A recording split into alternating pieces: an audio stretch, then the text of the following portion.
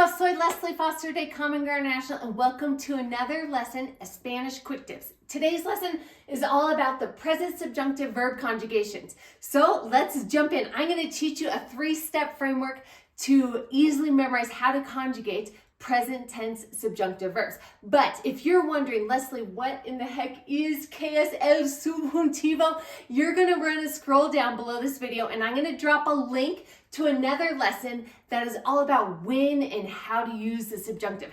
As a quick review, en español hay 3 modos verbales en español y inglés. And in these 3 big verb moods, what we call them, there are different conjugations: past, present, future, the perfect tenses, and the subjunctive. Okay, so all of our verb conjugations in español fit into these 3 categories. The indicativo you use to express facts, okay, and objective statements. So you can say, I went to the store, I'm going to the store, he went to the store closed, okay? All these are objective statements and facts. The indicativo, you know probably how to use present conjugations, past conjugations to express objective statements and facts, okay? The imperativo is when you want to give commands or orders to someone in your life or some colleagues or family members, whatever, and that's when you use the imperativo to give them commands. Go to the store, honey. Por favor, okay? And then the subjuntivo is to express subjective thoughts. This is just a quick review. You're going to learn more if you jump to the other lesson that I mentioned, okay?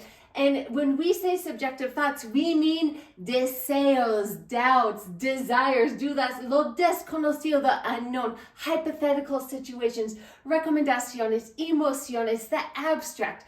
All this is kind of like the new frontier in Spanish, okay? This opens up a whole new world to really up-level your Spanish, to express hypothetical situations and recommendations and things that you desire and dream of in el futuro. Excelente. Okay, so that's a quick review. But here are some examples of subjunctive statements in the present tense if you're wondering what are they, okay? And I'm going to give you 5 or 6 ejemplos, and I want you to notice if you can find any patterns in the present tense conjugations. Vamos a ver. Ojalá que yo gane en el bingo esta tarde. So I hope I win in bingo this afternoon. Gane is the present tense subjunctive conjugation. No creo que Julia vaya al concierto esta tarde. I don't think Julia is going to the concert this afternoon. Es importante que usted coma cuando tome este medicamento. So it's important that you eat when you take this medication. Me alegra que ellos se casen pronto. So all these underlined verbs are the present subjunctive. Mis padres insisten que nosotros lleguemos a tiempo. Okay, do you notice any patterns in the conjugations? Have you figured out any rules? What is our 3-step framework for conjugating verbs in the present subjunctive? If you know, let me know in the comments down below. We're going to jump into cómo se forman in 3 pasos, okay? So número 1, oops, I went too soon. Número 1, you put the verb in the present tense yo form, okay? Número 2, paso 2, you drop the O. So put in the yo form, drop the O. Vamos a ver unos ejemplos pronto. Y número 3, add opposite endings. And what this means is if the verb ends in an AR in the infinitivo before it's conjugated, like hablar ends in AR, it's going to adopt the ER, IR endings. If a verb ends in ER, IR before it's conjugated, like comer, vivir, it's going to adopt the AR endings in the present tense. Excelente. So vamos a ver unos ejemplos. Yo, okay, primero, tener, yo tengo. Put it in the yo form. Drop the O, you're left with teng, and then add the opposite endings. Yo tenga, because it's an ER verb, it's going to adopt these AR endings. Tenga, tengas, usted tenga, nosotros tengamos, vosotros tengáis, ellos, ustedes tengan. So a little ditty for you to help you memorize. Present tense yo, drop the O, opposite ending. Present tense, okay, yo, drop the O, opposite ending. There you go. 3 pasos. Vamos a ver unos ejemplos aquí. Comprar is an AR verb. Yo compro, drop the O, comprar, okay? Yo compre is in the subjunctive form. Comer, yo como, drop the O, com, yo coma. Decir, this is when it helps to know the present tense yo forms because there's a lot of verbs in the present tense that change in the yo form, okay? So yo digo, like decir, okay? Dig, and then yo diga. It takes that AR ending. Excelente! How did you do? Did you predict the endings? Let me know in the comments below. Los irregulares, hay unos irregulares. No hay muchos, hay unos irregulares. Hay 6 irregulares. Haber is the helping verb, to be. We have haya, yo form. Hayas, haya, hayamos, hayáis, hayan. Our verb ir is always irregular, okay? No matter what, present, past, imperfect, it's almost always irregular. Ir, to go. Vaya, we saw that in one of the ejemplos. Vayas, vaya, vayamos, vayáis, vayan. Saber, to know. Sepa, sepa, sepa, sepamos, sepáis, sepan.